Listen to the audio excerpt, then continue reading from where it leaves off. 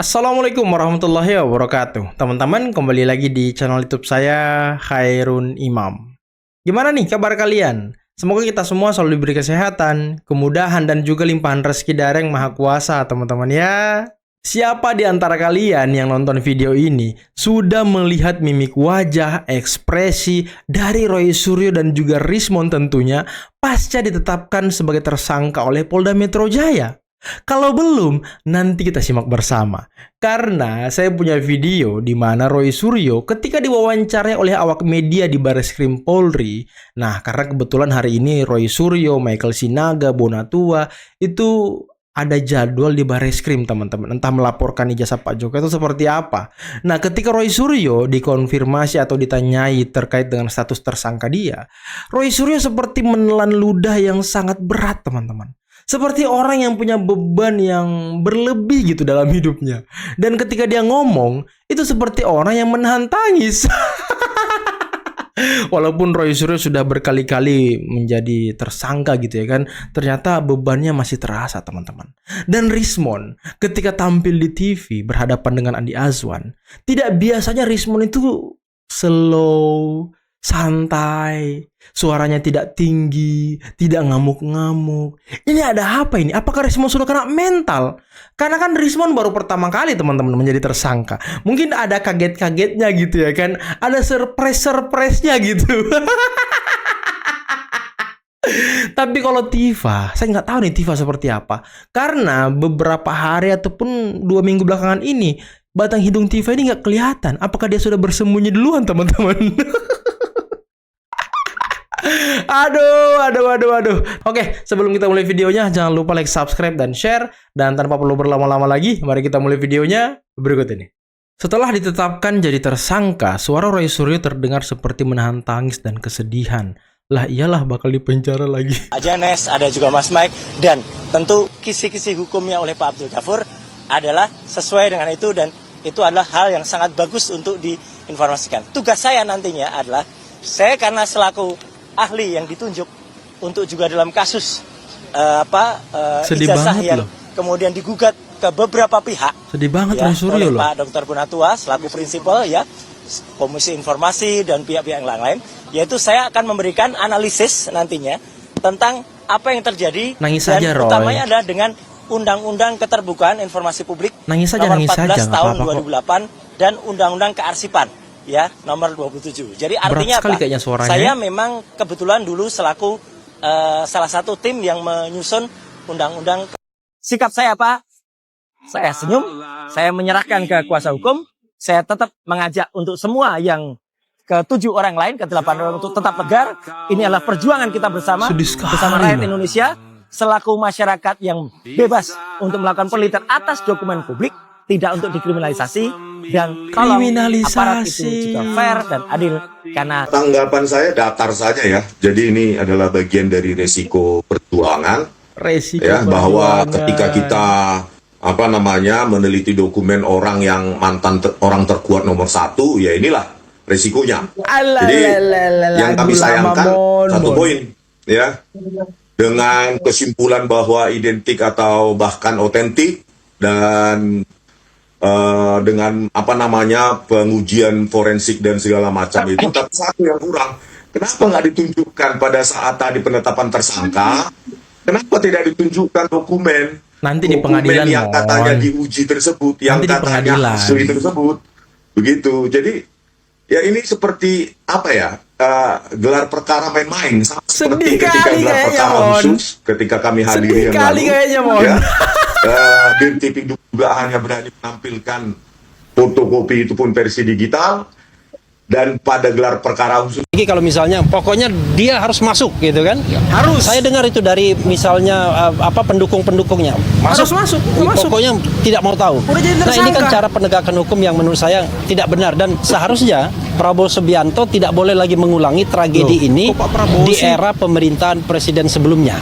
Kita tahu ada Sahganda Nenggolan, ada Anton Permana, Habib Rizik, Habib Bahar, kemudian ada Jumhur Hidayat, Bunda Mary itu ada juga. Edi Mulyadi. Ini orang-orang yang dikriminalisasi bukan karena melakukan kejahatan seperti garong, rampok, korupsi dan lain sebagainya, tetapi karena berpendapat. karena berpendapat. Nanti ada tambahan lagi, Refli Harun. Ada Roy Suryo, ada Rismon, ada Tifa, Rizal Fadila. Bentar teman-teman, ada beberapa nama nih. Tadi ada yang nanya di mana? Di video saya sebelumnya, katanya, "Bang, siapa sih orang-orang itu yang jadi tersangka?"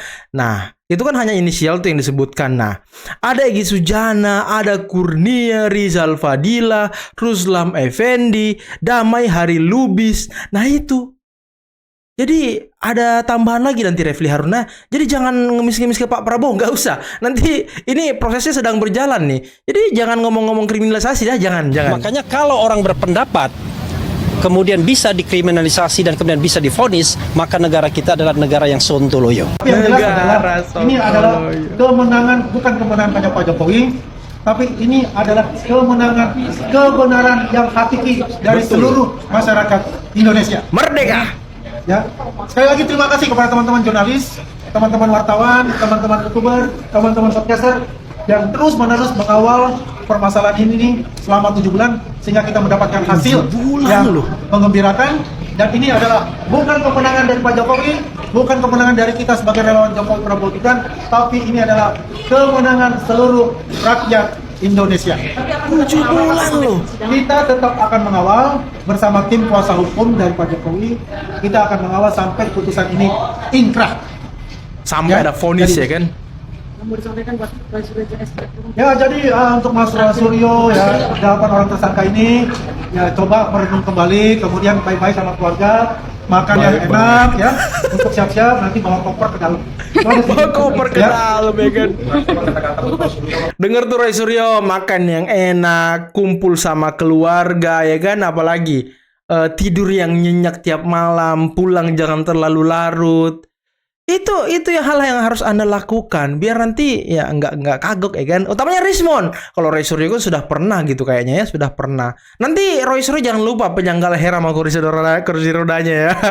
Ya, semalam saya dan Roy Suryo sudah mengatakan kepada, khusus untuk Roy Suryo, saya apresiasi ya kepada Roy Suryo dengan tekad dan kemampuan dia, dengan kebenaran dia menurut versi dia itu sampai ke Sydney mencek semua ya latar belakang Mas Gibran sebagai wapres ya, dengan kondisi dia bagaimana beliau berkuliah di sana. Dan sebetulnya bukan itu intinya adalah jualan bukunya itu. Nggak laku. Bang, sebelum kesini tadi ada komunikasi sama Pak Jokowi nggak, Bang? Pak Jokowi melihat ini, beliau lantaran sih. Ada pesan nggak dari Pak Jokowi, Bang? Ya, kalau beliau sih ya semua diserahkan kepada aparat penegak hukum. Ya, itu aja sih sebetulnya. Dia sangat hukum. Kabarnya Pak Jokowi masih mau memberikan ampunan itu seperti apa sih, Bang? Dari dulu ya, dari pertama pun sudah menawarkan kepada mereka semua. Tapi mereka semua ini dengan tinggi hati, dengan keyakinan pada diri mereka, menolak mentah-mentah untuk itu. Sampai sekarang pun juga Pak Jokowi itu ada seorang penulis, ya, seorang yang sangat memaafkan. Beliau itu sangat sedih kalau melihat bahwasanya rakyatnya ini seperti ini. Oke, agak berlebihan ini mencerminkan ketidakpercayaan diri atau kekurang percayaan diri dari seorang Presiden Prabowo, Mas Semar. Malam ini Audrey saya sedang happy sekali nih. Jadi sudah 2 hari ya berturut-turut, sebelumnya bicara soal WUS, sekarang bicara soal Hopeng gitu. Yang mudah-mudahan Ferry dan kawan-kawan bisa memahami lah apa yang dimaksud dengan Presiden Prabowo, bahwa selama ini beliau sangat peka terhadap berbagai isu yang selalu saja dinarasikan bahwa Pak Jokowi dan Pak Prabowo pecah kongsi, hubungannya tidak baik, tidak akur dan lain sebagainya gitu. Yang mungkin itu diinginkan oleh orang-orang yang memang tidak senang dengan Pak Prabowo itu punya hubungan yang sangat baik dengan Pak Jokowi, Besti.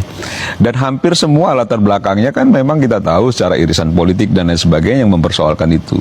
Nah, ketika sekarang Pak Prabowo menegaskan itu, sebenarnya kan nggak perlu dipertanyakan dari mana asal muasalnya, karena selama ini kan narasi yang dibangun kan selalu begitu, bahwa Pak Prabowo udah nggak ini lagi sama Pak Jokowi, bahwa Pak Prabowo itu sudah nggak peduli dan lain sebagainya. Ternyata memang betul-betul Besti, dan itu dibuktikan secara langsung dengan Pak Prabowo untuk menegaskan supaya Kak Ferry dan kawan-kawan juga memahami bahwa sudahlah, jangan ngabisin energi soal-soal yang seperti ini. Tapi gitu. kalau tadi Mas Ferry bilang bahwa ini adalah penegasan juga bahwa kurang percayaan diri. Nggak mungkin lah nggak percaya diri. Orang ada Bestinya, ada Hopengnya, kok nggak percaya diri. Ferry. Pertama, bicara soal Pak Prabowo menyampaikan dukungan politik terhadap Prabowo waktu kontestasi lalu yang menyebabkan beliau menang, itu kan tidak selalu akhirnya kita menduga bahwa itu soal kecurangan. Tapi kita harus pahami juga bahwa dukungan publik terhadap Pak Jokowi kan cukup besar. Suara rakyat terhadap Pak Jokowi cukup besar sampai beliau lengser gitu loh. Jadi kalau orang melihat Pak Jokowi mendukung Pak Prabowo dan orang yang loyalis dan suka terhadap Pak Jokowi juga akhirnya memilih Pak Prabowo, kan nggak ada soal juga. Dan itu dipahami betul ketika menang satu putaran. Dan itu pasti membuat kecewa Ferry dan kawan-kawan. Dan sekarang pun akhirnya membuat juga kecewa Ferry dan kawan-kawan. Makanya malam ini saya sangat happy sekali. Dan mudah-mudahan teman-teman yang selama ini ingin mendorong terus perpecahan antara Pak Prabowo dan Pak Jokowi sudah reda sudah. Kan gitu ya. Jangan juga akhirnya selalu dicari-cari lagi persoalan-persoalan, jangan-jangan yang menggaruk ketika tidak gatal itu Ferry dan kawan-kawan gitu loh, bukan Pak Prabowo gitu. Kalau gitu Mas Semar, gimana caranya meyakinkan misalnya salah satunya juga pasti ke Mas Ferry juga, dan lain-lain masyarakat bahwa ya itu tidak ada matahari kembar, Pak Prabowo ya presiden. Ya Ferry nggak akan bisa diyakinkan karena memang dasarnya Ferry itu nggak ingin bahwa hubungan ini baik lah sejak awal. Tapi pasti begini ya, apa yang disampaikan Ferry itu juga kurang lengkap dia melihat hubungan baiknya Pak Prabowo dan Pak Jokowi.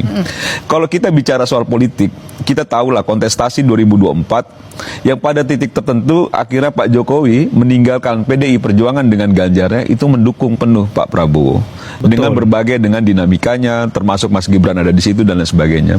Nah itu sebenarnya secara psikologis kita bisa melihat bahwa Pak Prabowo melihat bahwa Pak Jokowi itu cukup juga mengorbankan dirinya dengan meninggalkan partai yang selama ini dia arungi gitu, itu untuk pindah beralih mendukung Pak Prabowo dan akhirnya menghasilkan kemenangan. Kalau tudingan yang Ferry sampaikan bahwa ini relasi kecurangan dan sebagainya, itu tudingan serius loh, harus dibuktikan itu kan gitu ya.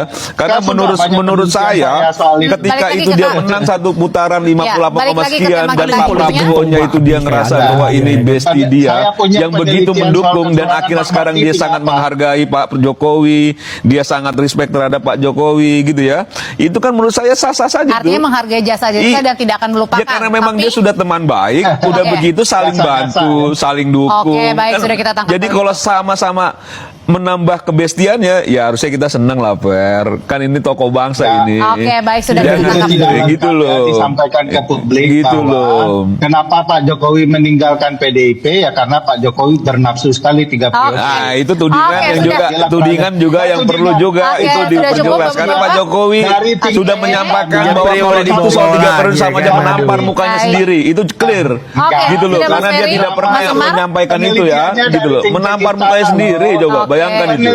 Dan dia sangat marah. Itu kan asumsinya Ferry gitu loh. Pak Jokowi nggak pernah bilang gitu loh. Gitu loh. Gitu loh, nggak bisa, Fer. Itu keinginan kau, kan gitu loh. Nggak bisa. Menampar muka Pak Jokowi sendiri. Sudah kita tangkap pesannya malam hari ini. Terima kasih Mas Semar. Kasian tuh kan. Terima kasih Mas Ferry. Selamat malam Bapak-Bapak. Kalau kita happy. Kalian udah nonton video Mas Anies yang ini belum? Yang mana tuh? Yang mana tuh? Yang sama, daerah diminta untuk efisien, rakyat diminta untuk berhemat. Ini pesannya menjadi tidak konsisten. Kata Mas Anies, pemerintahan Prabowo nggak konsisten. Rakyat dan daerah disuruh hemat, tapi pemerintah malah makin gemuk. Tapi benar nggak sih itu tandanya boros? Sesuai dengan katanya Mas Anies. Mari kita bahas. Pertama, soal efisiensi. Yang dimaksud pemerintah itu bukan potong anggaran habis-habisan, tapi ngurangin pemborosan kayak kegiatan seremonial yang nggak perlu, rapat-rapat berulang yang nggak jelas. Jadi, bukan nggak konsisten. Justru itu bagian dari manajemen yang lebih efektif. Kedua, soal pemecahan kementerian. Banyak yang salah paham. Memecah kementerian itu bukan biar jabatannya nambah, tapi biar birokrasinya nggak lambat. Contoh, dulu Kemendikbudristek pegang semuanya, dan itu banyak dirjennya. Dari pendidikan dasar sampai riset. Sekarang dipisah, biar tiap bidang punya fokus. Jadi keputusan bisa lebih efektif dan cepat tanpa nunggu rantai birokrasi yang panjang dan berbelit.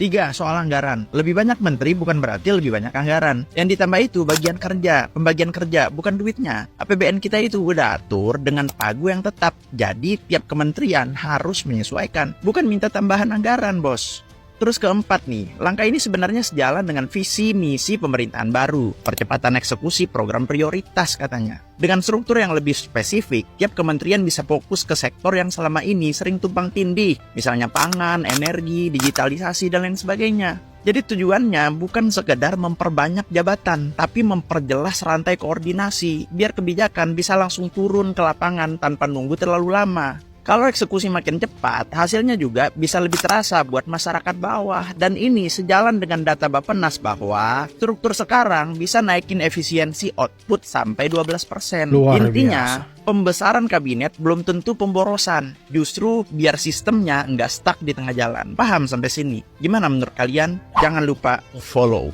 Oke teman-teman, itulah tadi beberapa video yang bisa kita simak, yang bisa kita saksikan pada kesempatan kali ini. Dan gimana menurut kalian mimik wajah, ekspresi dari Roy Suryo setelah ditetapkan sebagai tersangka? Kayaknya berat banget ya.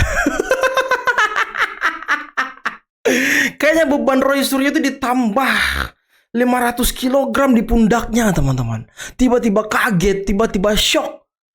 Dia lagi asik-asik melaporkan ijazah Pak Jokowi bersama Bonatua dan Michael Sinaga di Barreskrim Polri. Tiba-tiba di sisi lain di Polda Metro Jaya sudah ditetapkan sebagai tersangka. Aduh. Tapi teman-teman, kalau Roy Suryo ini kan ibaratnya ya mantan pejabat yang sudah pernah beberapa kali tersandung kasus. Ya mungkin beliau agak terlihat walaupun sedikit mau menangis, tapi ya masih bisa terlihat santai lah. Kalau Rismon, nggak biasanya dia ngomong itu pelan, mellow, slow. Ini kayak orang kena shock terapi gitu loh. Ini kan kali pertama dia berhadapan dengan hukum teman-teman. Berhadapan dengan kasus-kasus dirinya sendiri. Biasanya kan dia nyamar sebagai ahli. Nyamar lagi. Kenapa nyamar ya? Karena tahu sendiri kan alasannya. Ya sudah banyak yang mengatakan kalau ijazah dia itu 100% katanya sangat-sangat diragukan. Sangat-sangat diragukan. Kalau Joshua Sinambela mengatakan 100% palsu. Dan beberapa anggota Kagama juga bahkan juga mengatakan 100% palsu. Nah saya nggak berani teman-teman mengatakan itu. Takutnya ya saya salah gitu ya kan. Karena saya bukan ahli, saya bukan peneliti.